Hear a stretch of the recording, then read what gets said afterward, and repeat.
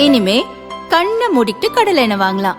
ஏன்னா மந்த்ரா கடலை எண்ணெய் இதயத்தின் தயாரிப்பு. வறுக்க பொரிக்க ஏன் எல்லா சமையலுக்கும் மந்த்ரா தான். மந்த்ரா கடலை எண்ணெய், அபார ருசி, ஆரோக்கியமான உடல் நலம்.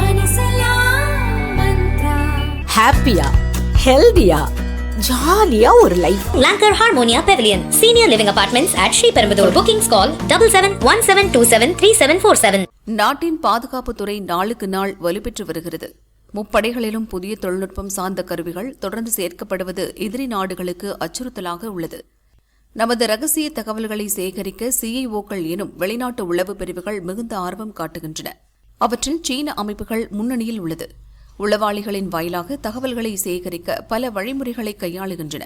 முக்கியமாக பாதுகாப்புத்துறை சார்ந்த வல்லுநர்கள், பத்திரிகையாளர்கள், NCC உள்ளிட்ட பயிற்சி மேற்கொள்ளும் மாணவர்களிடம் ஆதாரப்பூர்வமான தகவல்களை சேகரிக்க புதிய முயற்சி நடக்கிறது.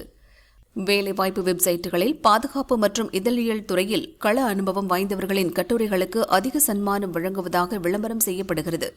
இந்தியாவில் இருப்பதாக காட்டிக்கொள்ளும் அந்நிறுவனங்கள் இந்தியா சீனா உறவு, குவாட் மற்றும் G20 தொடர்பான நடவடிக்கைகள், புதிய ராணுவ தளவாடங்கள், ஆயுத கொள்முதல், அமெரிக்கா, ஜப்பான், ஆஸ்திரேலியா உடனான கூட்டு கடற்படை பயிற்சி உள்ளிட்ட கட்டுரைகளை எழுதும்படி ஊக்குவிக்கின்றன.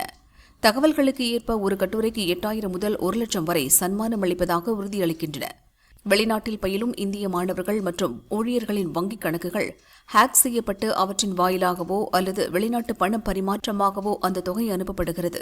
சமீபத்தில் குஜராத் நபர் ஒருவரின் வங்கிக் கணக்கிலிருந்து 8.5 லட்சம் மோசடி செய்யப்பட்டு கட்டுரை அனுப்பிய ஒரு பத்திரிகையாளரின் வங்கிக் கணக்குக்கு 40,000 அனுப்பப்பட்டுள்ளது. இந்த தகவல்களை சேகரித்த மத்திய உள்துறை அமைச்சகம் பாதுகாப்பு, சுகாதாரம், கல்வித்துறைகளில் பணியாற்றும் அரசு ஊழியர்கள் மற்றும் அதிகாரிகளை எச்சரித்துள்ளது. இதுபோன்ற மோசடி நபர்கள் அல்லது நிறுவனங்களிடம் சிக்காத வகையில் மாணவர்களுக்கு விழிப்புணர்வை ஏற்படுத்தும்படி உயர்கல்வி நிறுவனங்களை பல்கலை மானியக் குழுவான UGC அறிவுறுத்தியுள்ளது.